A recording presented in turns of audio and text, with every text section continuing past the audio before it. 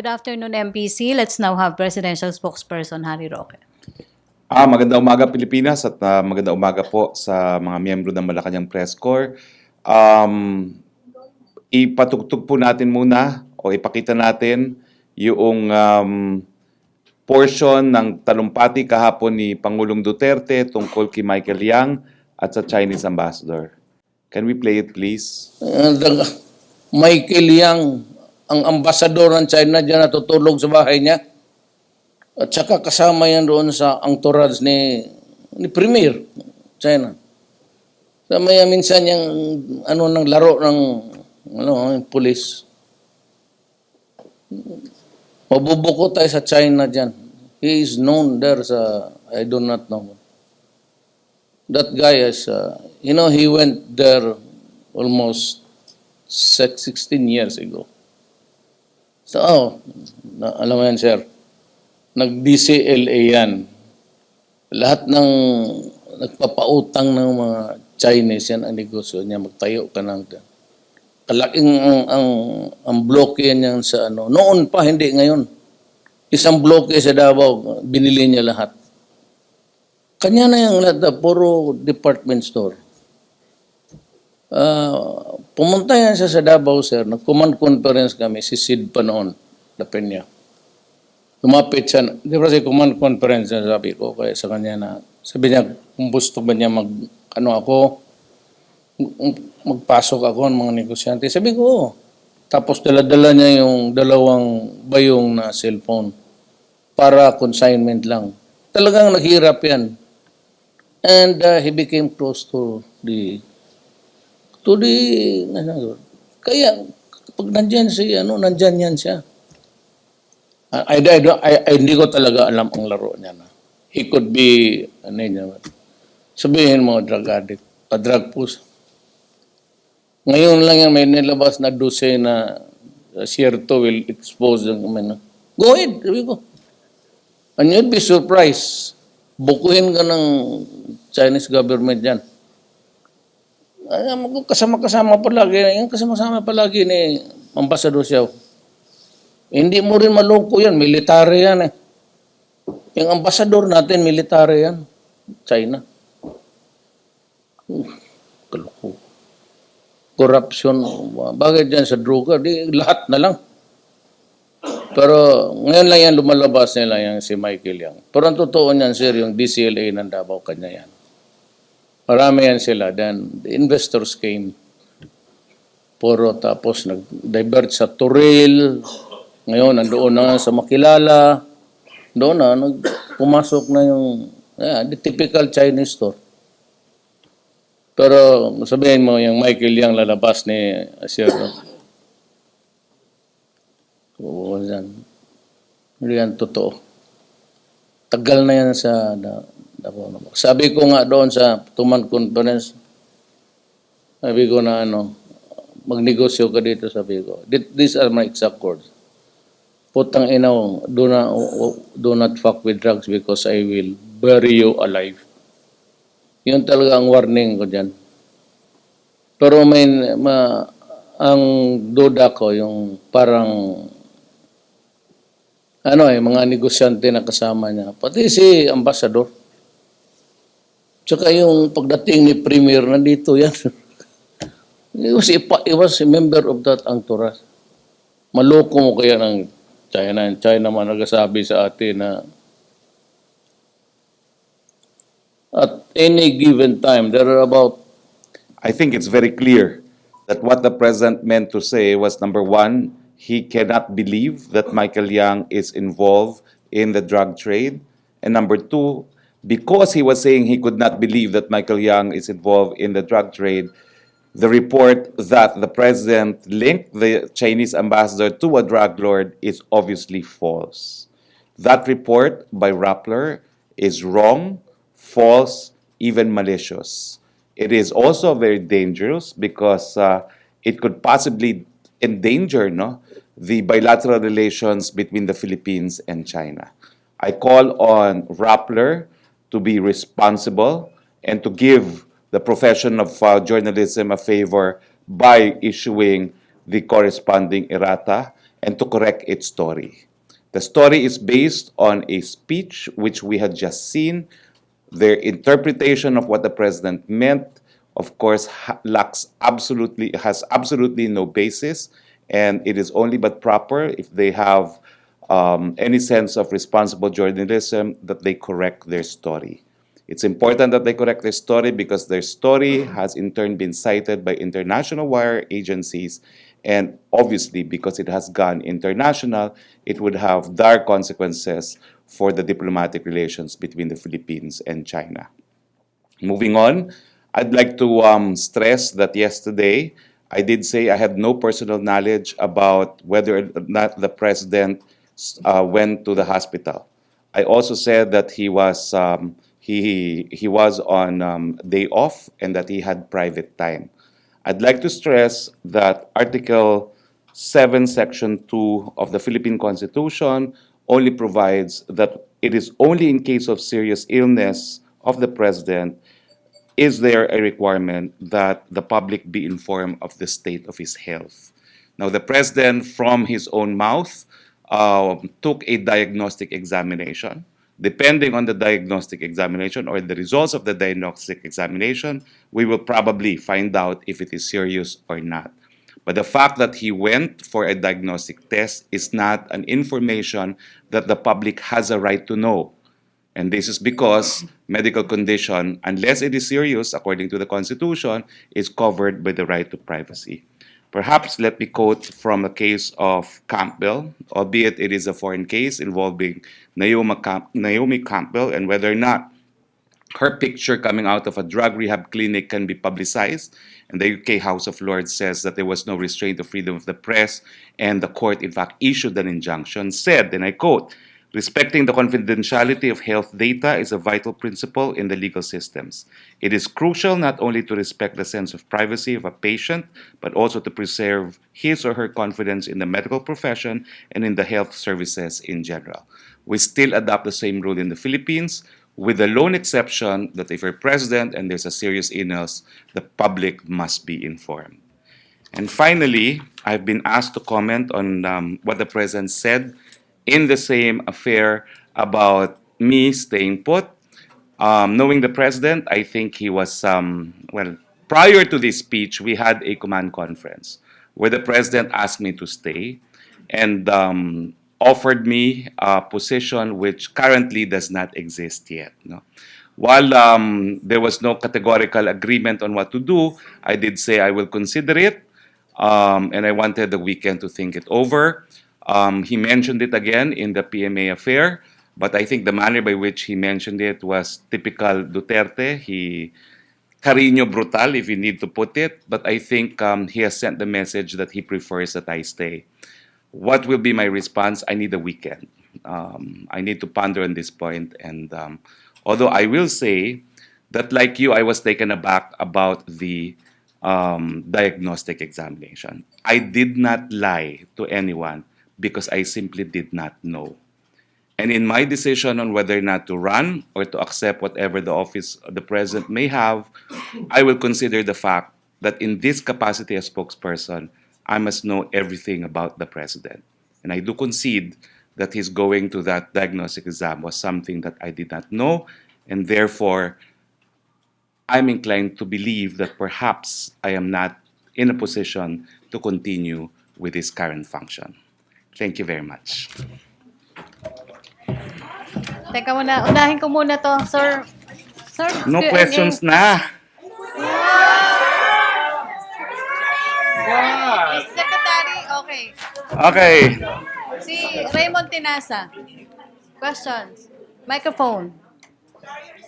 Doon lang sa doon lang sa para may lagay sa tamang konteksto din. Sir, bakit pala naungkat ng Pangulo yung kaso ni Michael Yang or alleged involvement or whatever sa drug?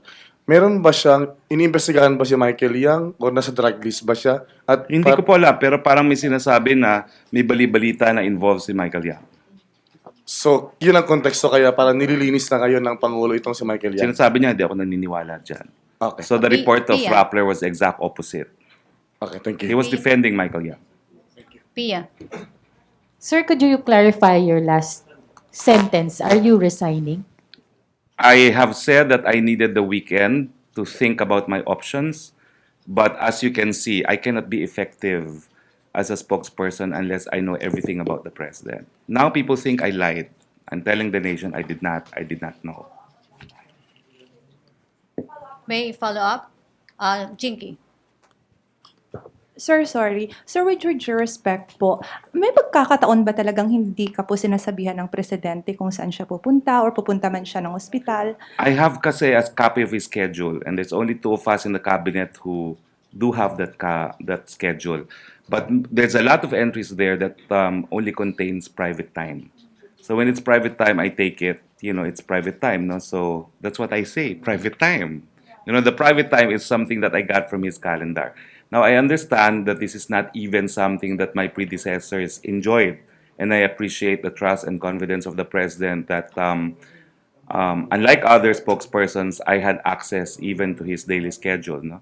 But you can see what happened. I was in the dark. And now, how can people believe me when I just said that he had private time and apparently he had a diagnostic examination? But, analyzing what I said, I did say that I had no personal knowledge and that he had a private time and even a diagnostic medical examination is in fact covered by private time.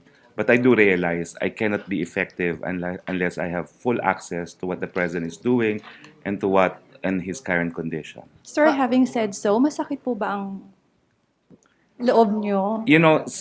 Secretary Alan Cayetano told me that I should not just pray for what I should do. He told me to look for an objective sign. And I think this is an objective sign that I'm looking for. Ina, follow up?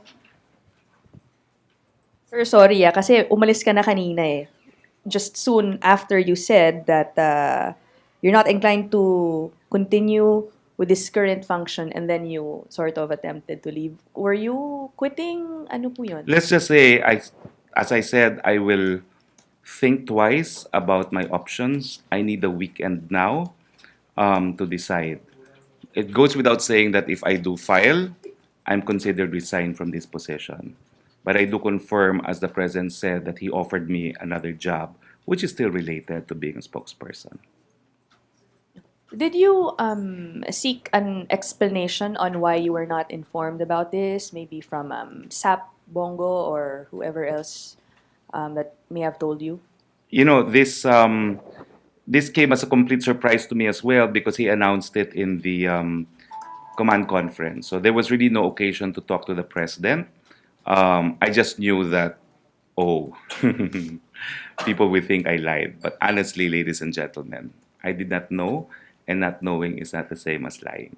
Okay, Maricel, follow up. Sir, when you mentioned that the president offered you a new position, are you referring to the office of the press secretary? It's difficult to actually say because that position does not exist. And my apprehension is I'm already a year as spokesperson. I do not have an executive order creating the position of the office of the spokesperson. So in making a decision on what to do, it's difficult to actually consider a position that currently does not exist and the track record that I have served for a year with no executive order. So as I said, I am a Christian, I pray, and from a fellow Christian, Secretary Alan, who said I should look for an objective sign, I'm reading everything as part of an objective sign. So what will convince you, sir, to stay as the presidential spokesperson? As I said, I'll need a weekend to think about things.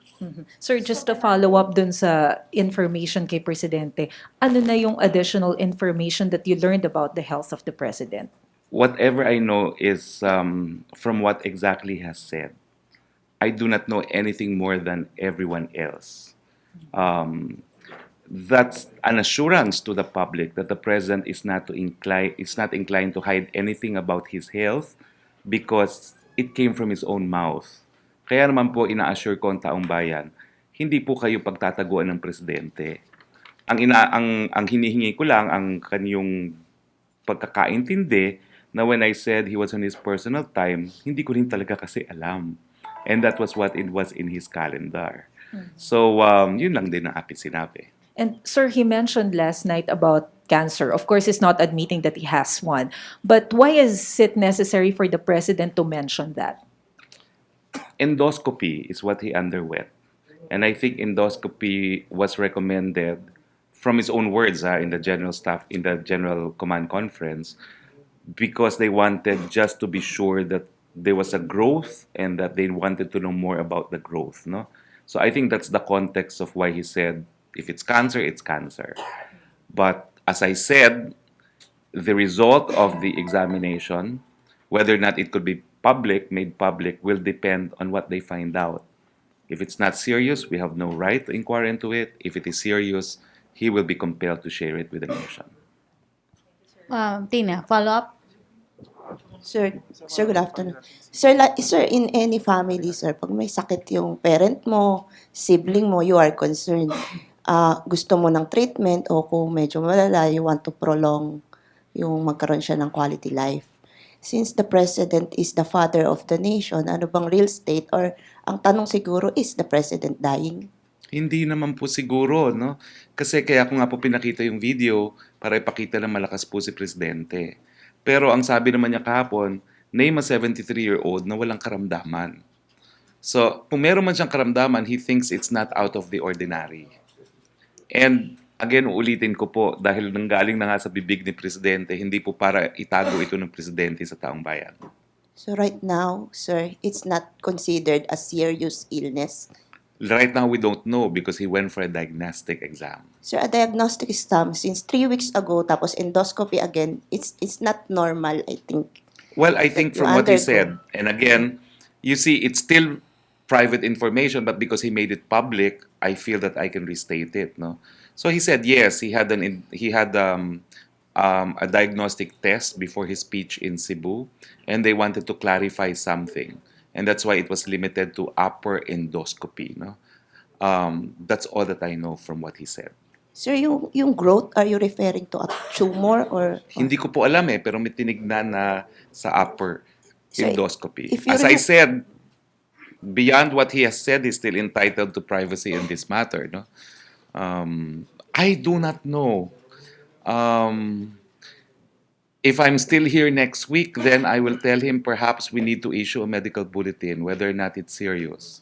Perhaps we would need to bring in your physician because it's the only way to stop all talk about your health. But I do not know also where I will be next week. Well, sir, it's just not all talk, sir, kasi it's a serious concern from the public. That's It why is a we want serious to know. concern, Thank you, sir. and we hope it is because the nation is concerned. But as I assure you, as a lawyer, he knows what the Constitution says. If it's a serious illness, he will inform the nation. Okay, follow up. Pia. Sir, you said that you will be taking the weekend to think about things. Ano po yung mga factors that you would be taking into consideration before making your decision? Well, number one really is how effective I can continue in this position or in a position similar to what I'm doing right now. I think it was very serious that I did not know what was going on.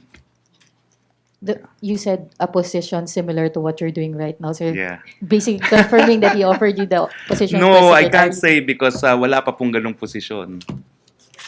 It's a suggestion made by the senators, and it came from the Senate President, and I understand that they, in fact, had discussed about this matter. No, that much I know. Did the President tell you, sir, what he intends to do with Secretary Martin Antonar? Well, I leave that for the President to announce. There will be major revamp because there's at least possibly 6 cabinet members filing their certificates of candidacy. So there will be new appointments to be made next week. Sir, before the President made his decision not to appoint you to another position at hindi na sa senador, kinausap po ba kayo ni Presidente? That was the Binigay po first siyang- time that he talked to me. In fact, he talked to me in private, but in the presidential table of the command conference. And after we talked, he also said something in public that si Harry Roque, ayaw ko nang wag mag-ingay-ingay muna siya dyan, bibigyan ko siya ng ibang trabaho, but he also did not specify in public what it was. No, That's why I thought when I read an article from somewhere that it was a report on the command conference. I did not know that he said something else in the PMA affair because I had left already by that time. Were you surprised by the president's decision? Kasi previously, sir, parang he gave the idea na he's supporting your bid for the Senate. Yes and no, because when I came on board, it was clear it was to be for a year. And the general context was, in fact, it was to prepare me for the year, no, for the what would happen a year later, no. But I also was not surprised because I knew that he also wanted me to stay, no, and to continue with my undertaking, no. But as I said, it's difficult to continue unless people believe me, and now I think people will not believe me because of the incident on his health. Last na lang, sir, may pagtatampo po ba kayo sa Pangulo? Wala, nothing at all. Bakit, sir? Tuesday? Wala.